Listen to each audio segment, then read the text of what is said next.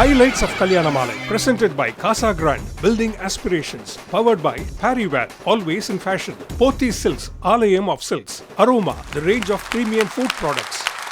நன்றுடையானை தீயதிலானை நரை வெள்ளேறு ஒன்றுடையானை குன்றுடையானை கண்டு கண்டு என் உள்ளம் குளிர்ந்தனவேன்னு ஞானசம்பந்த பெருமான் திருச்சியில இருக்கக்கூடிய இறைவனை பார்த்தாலே உள்ளம் குளிர்ந்ததுன்றார். அப்படியாக உள்ளம் குளிரும் என்று சொல்லக்கூடிய இந்த திருச்சி வாழ் பெருமக்கள் உங்கள் அனைவருக்கும் வணக்கத்தினை கூறி, எந்த கோட்டையில் யார் கொடியேற்றினாலும் பட்டிமன்ற மேடைகளுடைய கோட்டையாக அந்த கோட்டையில் வீற்றிருக்கக்கூடிய ராஜாவாக இருக்கக்கூடிய போற்றுதலுக்குரிய நடுவர் அவர்களுக்கும் என் அணி எதிரணி பேச்சாளர்கள் அனைவருக்கும் வாழ்த்துக்களையும் நன்றியினையும் வணக்கத்தினையும் தெரிவித்து தொடங்குகிறேன். நடுவர் முதல்லயே சொன்னாங்க, இதை சொல்லிட்டு போனால் சரியா இருக்கும்னு நினைக்கிறேன். கல்யாணமாலை கிட்டத்தட்ட 26 ஆண்டுகளா பட்டிமன்றத்தை அதில் நடத்துறாங்க. இதுக்கு ஒரு காம்பினேஷன் இருக்குல்ல, அது என்ன காம்பினேஷனா இருக்கும் அப்படின்னு யோசிக்கும் போது அவங்க வேற வேற நிகழ்ச்சிகள் கூட நடத்திருக்கலாம், கலை நிகழ்ச்சிகள் கூட நடத்திருக்கலாம். ஏன் பட்டிமன்றம் நடத்தணும் அப்படின்னும் போது, சார் டிஃபரன்ஸ் ஆஃப் ஒப்பீனியன் அப்படிங்கிறது 2 பேருக்கு மத்தியில் வரத்தான் செய்யும். அதை சீர்தூக்கி பார்த்து நடுவர் மாதிரி யாராவது ஒருத்தர் நல்ல தீர்ப்பை சொல்லுகிற போது வாழ்க்கை எப்படி போகணும் அப்படிங்கிறத உணர்த்துவதற்காகத்தான் ஒரு சைக்கலாஜிக்கல் ஆஸ்பெக்டாக தான் இந்த நிகழ்ச்சியை நடத்துறாங்களோ. இது அருமையான செய்தியா அப்படி பார்க்கிற பொழுது, ஏன்னா அவர் தத்துவம் சொல்லிட்டு போயிருக்காரு. இது தத்துவம் இல்லையா, உண்மையா? உண்மையை நான் சொல்றேன். அப்புறம் இந்த தலைப்பு கொடுத்தாங்கன்னா பேச்சாளர்களுக்கெல்லாம் நீட் எக்ஸாமுக்கு ப்ரிப்பேர் பண்ற மாதிரியான ஒரு நிலைமைக்கு வந்துருவோம்.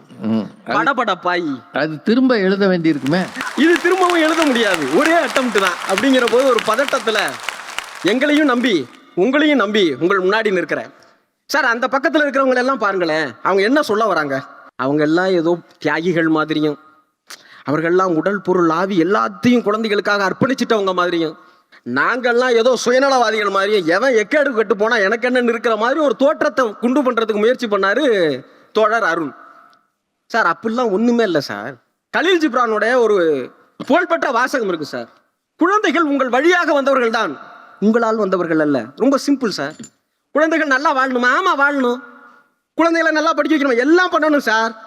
உங்க வாழ்க்கையும் சேர்த்து வாழுங்கன்னு தானே சொல்றோம். இந்த காலத்து பெற்றோர்கள் எங்க புத்திசாலிகளா இருக்காங்க அப்படின்னா, குழந்தைகளை பாதுகாக்க வேண்டும், குழந்தைகளுக்கு வருமானம் ஈட்ட வேண்டும், குழந்தைகளை நல்ல பள்ளிக்கூடத்திலேயோ காலேஜ்லயோ சேர்க்கணும், அதெல்லாம் செய்யணும். அதற்காக என் வாழ்க்கையை நான் ஏன் தகர்த்துக்கணும்னு யோசிக்கிறாங்க சார். சிம்பிள், அவ்வளவுதானே. இதுல எங்க இருந்து சார் பிரச்சனை வந்தது? அடுக்குனார் பாருங்க, சபாஷ்டா கண்ணா அப்படின்ற மாதிரி தான் இருந்தது. வரிசையா விசு சாரனுடைய வசனம் எல்லாம் பேசி ஒரு ரவுண்டா அவங்களதான் அப்படியே ஃபோக்கஸ் பண்ணி வந்தே மாதரம் பாட்டு போட்டு முடிக்கிற மாதிரியே பேசிட்டு போயிருக்கிறாரு. எவ்வளவு குற்றச்சாட்டுகளா அடுக்கடுக்கா பேசி, எப்பா ஒரு 10 படம் திரையரங்கங்க அரங்கமா மாறி இருக்கிறதுனாலயோ என்னமோ நடுவர் சொன்ன மாதிரி அவ்வளவு படத்தை அடிக்கிருக்கிறார். பேரண்டிங் அப்படிங்கிறத எப்படி குழந்தை வளர்ப்புன்னு இந்த காலத்து பெற்றோர் படிக்கிறான் சார். ரொம்ப சிம்பிள். ஏமாளியா புத்திசாலியாங்கிறதான கேள்வி. சைக்கலாஜிக்கல் ஆஸ்பெக்டா ஏமாளியினுடைய குணாதிசயம் என்னவா இருக்கும்? அவன் அதிகப்படியா நம்புவான், அவனுக்கு மறுக்கவே தெரியாது, அவன் எல்லாத்துக்கும் உணர்ச்சி வசப்படுவான், எதிர்பார்ப்பு அதிகமா இருக்கும். இது ஏமாளியினுடைய குணம். அவர் பேசின எல்லாத்தையும் அடுக்குங்க, அவர் பேசின எல்லாத்திற்குள்ளவும் இது அடங்கிடும். புத்திசாலிகள் யார் சார்? புத்திசாலி எப்படி இருப்பான்? இந்த காலத்து பெற்றோர்கள் எப்படி இருக்கிறாங்க? சுய விழிப்புணர்வோட இருக்காங்க. அடுத்து என்ன பண்றாங்க? சிக்கலான விஷயங்கள் வருகிற போது அதை எளிமையா கையாளுவதற்கு முயற்சி செய்யறாங்க. ஒன்றும் பிரச்சனை இல்லை சார், கேட்டு தெரிஞ்சுக்கிறாங்க. நான் சொன்னதுதான் சரின்னு ஒத்த காலில் நிக்கல, என் புள்ள சொன்னாலும் இன்னொரு தடவை 1க்கு 2 தடவை கேட்டுப்போமே அப்படின்னு கேட்டு தெளியக்கூடிய மனநிலையில இருக்கிறாங்க. நேர்மறையான சிந்தனையில இருக்காங்க. பாசிட்டிவிட்டின்றான் பாருங்க சார், அந்த சிந்தனை இந்த காலத்து பெற்றோர்களுக்கு உண்டு. ஏன் அதை அழுத்தி சொல்ல வேண்டியது இருக்குன்னா, அவர் சொன்னார் பாருங்களேன், ஒண்ணும் இல்ல, நான் காணாத உலகத்தை என் குழந்தை பார்த்து விட வேண்டும் என்று நினைப்பது சரி. ஆனா அதுல இன்னொரு சிக்கலும் இருக்குல்ல. நீங்கள் பார்க்காத உலகத்தை உங்கள் குழந்தைகள் பார்க்கிற போது நீங்கள் பார்க்காத பிரச்சனைகளும் அதில் வரத்தான் செய்யும். அதை ஹேண்டில் பண்றதுக்கு உங்களுக்கே தெரியலன்னும் போது ஏமாளின்னு அவர் சொல்றாருல. ஒரு காலகட்டத்தில் பெற்றோர்கள் என்னவா இருந்தாங்க? அவங்களுக்கு என்ன பயிற்றுவித்தார்களோ, அவங்க எதையெல்லாம் பார்த்தாங்களோ, அவங்க சார்ந்திருந்த வட்டாரம் எப்படி இருந்ததோ அதுதான் சரின்னு நம்பிக்கிட்டு இருந்தாங்க சார். ஃபாரின் போறதை பத்தி பேசுறாரு சார். எவ்வளவு பேரு விரும்பி போய் இன்னைக்கு முதியோர் இல்லங்கள்ல, அதாவது என்ன சொல்ல போனா விருப்பமா போய் சேர்ற எவ்வளவு ஹாஸ்டேஜ் இருக்குன்னு உங்களுக்கு தெரியுமா சார்? விரும்பி போய் சேர்றாங்க இந்த காலத்து பெற்றோர்கள். அதுல இன்னும் சொல்ல போனா சாஸ்திரங்கள் வழியிலே சொல்றேன், வானப்பிரஸ்தம்னு ஒண்ணு இருக்கு சார். ஒரு காலகட்டத்திற்கு மேல அவர்களாகவே பெற்றோர்கள் தங்களுடைய வாழ்க்கையை தேர்ந்தெடுத்துக்கூடிய வாய்ப்பு இந்த சமூகத்துல, இந்த சூழல்ல, இந்த மண்ணுல இருந்ததுதான். இன்னமும் இன்னைக்கு புதுசா வந்த மாதிரி ஒண்ணு பேசுறாரு, குற்றவாளி ஆக்க முயற்சி பண்றாரு. அருண் வருத்தப்பட வேண்டாம், வருத்தப்படுறது தெரியுது. பேசி முடிச்சதுக்கு அப்புறம் அணி மாறிக்கலாம், தமிழ்நாடு அதுக்கு தயாராயிட்டு. அதனால எப்போது வேண்டுமானாலும் நீங்கள் மாறலாம், ஆனா ரிசைன் பண்ணிட்டு வரணும்.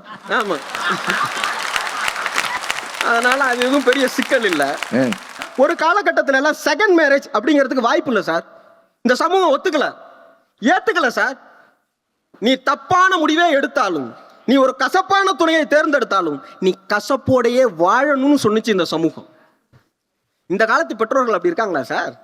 நீ ஒரு தப்பான முடிவு எடுத்துட்டியா, யோசி, நாங்களாம் உனக்கு அறிவுரை சொல்றோம், புரிஞ்சுக்க முடியலான்னு பாரு.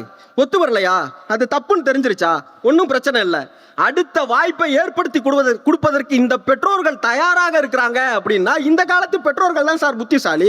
ஒரு சம்பவத்தை சொல்லி நிறைவு செய்யலாம். ஒரு 6 வயது சிறுவன், அவன் நல்லா விளையாடுறான். அவங்க அப்பா போலியோ அட்டாக் ஆகி வருமானம் ரொம்ப சொற்ப வருமானம் இருக்கக்கூடிய ஒரு குடும்பம். ஆனா அந்த பையன் நல்லா விளையாடுறான். அவனுக்கு பிராக்டிஸ் கொடுக்குற அளவுக்கு, வருமானம் ஈட்டுகிற அளவுக்கு, அதுக்கு எக்ஸ்பென்ஸ் பண்ற அளவுக்கு பெரிய வருமானம் இல்லை. சரி விளையாட்டும் அப்படின்னு நினைக்கும் போது அந்த தாய் சொல்றாங்க, இல்லை இவனுக்கு பிராக்டிஸ் கொடுப்போம் அப்படின்னு. கஷ்டப்பட்டு என் குழந்தைக்கு இந்த விளையாட்டில் ஆர்வம் அதிகமாக இருக்கிறது, அதனால் அவன் பிராக்டிஸ் பண்ணட்டும்னு அந்த குழந்தையினுடைய ஆர்வத்திற்கு பெற்றோர்கள் துணை செஞ்சாங்க. அந்த குழந்தை தான் இந்தியாவினுடைய பெருமை உலகெல்லாம் எடுத்து சொல்லிய பிரக்யானந்தா. அந்த பிரக்யானந்தாவுக்கு செஸ் விளையாட தெரியும்னு 6 வயசுல அவனுடைய விளையாட்டு திறமையை பார்த்து முடிவு செய்த பெற்றோர் அவங்க அம்மா நாகலட்சுமி தான் சார் அதற்கு காரணமா இருந்தாங்க. அது எவ்வளவோ பேர் சொல்லலாம், அடுத்தடுத்து அடுக்கலாம். லிடியன் நாதஸ்வரம் அப்படிங்கிற ஒரு கிண்ண சாதனை புரிந்த இளைஞன், அவன் பெரிய பள்ளி படிப்பு போனன்னு போது என்ன யோசிக்கிறாங்க அப்படின்னா, இவனுக்கு இதுல ஆர்வமும் ஆற்றலும் அதிகமா இருக்கு, இவனை இதுல ஊக்குவிச்சா இவன் பெரிய ஆளா வருவான் அப்படின்னும் போது அவருடைய பெற்றோர்கள் அதனை ஊக்குவித்திருக்கிறார்கள் என்று சொன்னால், என் குழந்தைக்கு எதிர்காலம் இருக்கிறது என்பதனை தெரிந்து வைத்திருக்கக்கூடிய ஆற்றல் இன்றைய கால பெற்றோர்களுக்கு இருக்கு. அவர்கள் புத்திசாலிகள் தான் அப்படின்னு சொல்லி நிறைவா இப்படி சொல்லி முடிவு செய்கிறேன். ஏமாளித்தனம் என்பது கண்மூடித்தனமான பாசம், புத்திசாலித்தனம் என்பது கனிவான கண்டிப்பு, தவறு ஏற்பட்டா கூட இருந்து அதை சரி செஞ்சுக்கலாம்பான்னு உத்வேகம் கொடுத்து திருத்துவது. பெற்றோர்கள் புத்திசாலிகளா ஏமாளிகளான்னு குழந்தைகள் பேசுறோம். விபிலியத்தில் ஒரு வாசகம் உண்டு தோழர்களே, ஏமாற்றி பெறப்பட்ட அப்பம் இனிக்கும், பின்னர் அவர்கள் வாய் கூழாங்கற்களால் நிரப்பப்படும் அப்படின்னு விபிலியத்தில் ஒரு வாசகம் உண்டு. பெற்றோர்கள் ஏமாளிகளாக இருப்பதும் புத்திசாலிகளாக இருப்பதும் நம்மை போன்ற குழந்தைகளிடம் தான் இருக்கிறது என்பதனால் குழந்தைகள் பாக்கியவானாக முயற்சி செய்வோம். நன்றி, வணக்கம். கார்த்திக் ராஜா பைபிள் வரைக்கும் போயிட்டார். அவர் ஒரு வித்தியாசமான அணுகுமுறை வச்சிருக்கிறாரு. அவங்க நல்லவங்களா ஏமாளியா இருக்கிறதுக்கும் புத்திசாலியா இருக்கிறதுக்கும் நம்ம தான் காரணம், அதனால நாம சரியாயிக்குவோம் அப்படின்னு வேற லைன்ல வர்றாரு. அவர் பேசின சில நல்ல செய்திகள் இருக்கு. இன்னைக்கு இருக்கிற பெற்றோர் விரும்பி முதியோர் இல்லத்துக்கு போறாங்க, பிள்ளைகளுக்கு செகண்ட் மேரேஜ் பண்ணுவதற்கு அனுமதி தர்றாங்க. பிடிவாதமா நீ அப்படியே தான் வாழணும்னு சொல்றது இல்லை. இதெல்லாம் புதிய மாற்றங்கள். பிள்ளைகளை ரொம்ப வித்தியாசமா நடத்துறாங்க. இந்த லிடியன் நாதஸ்வரம் எல்லாம் சொன்னாரு, அந்த தம்பியை நான் நேர பார்த்துருக்கிறேன். அவன் ஸ்கூலுக்கே போனதில்லை. அவங்க அப்பா ஸ்கூலுக்கு அனுப்பாமலே இசையிலேயே அவங்கள வளர்த்துருக்கிறார். இன்னைக்கு அவன் உலக புகழ் பெற்ற இசை பேரறிஞராக இருக்கிறார். இன்னும் சொல்ல போனா சிம்பனி எழுதிக்கிட்டு இருக்கிறார். 1330 திருக்குறளையும் 1000 பாடகர்களை பாட வச்சு உலகம் முழுக்க இருக்கிற பல பாடகர்கள், அதுல பல பேர் வெளிநாட்டவர்கள், இசை கூட்டி 1330 திருக்குறளையும் இசை கூட்டி அவர் வெளியிட்டு இருக்கிறார். பெரிய சாதனை அது. இவ்வளவுக்கு காரணம் அவங்க பெற்றோர் காட்டிய அக்கறை, அவர்கள் கொடுத்த அங்கீகாரம்தான் அப்படின்னு தம்பி சொல்லியிருக்கிறார். இதுவரைக்கும் பேசின 3 பேரும் வயதுல அனுபவத்துல கொஞ்சம் குறைந்தவர்கள்.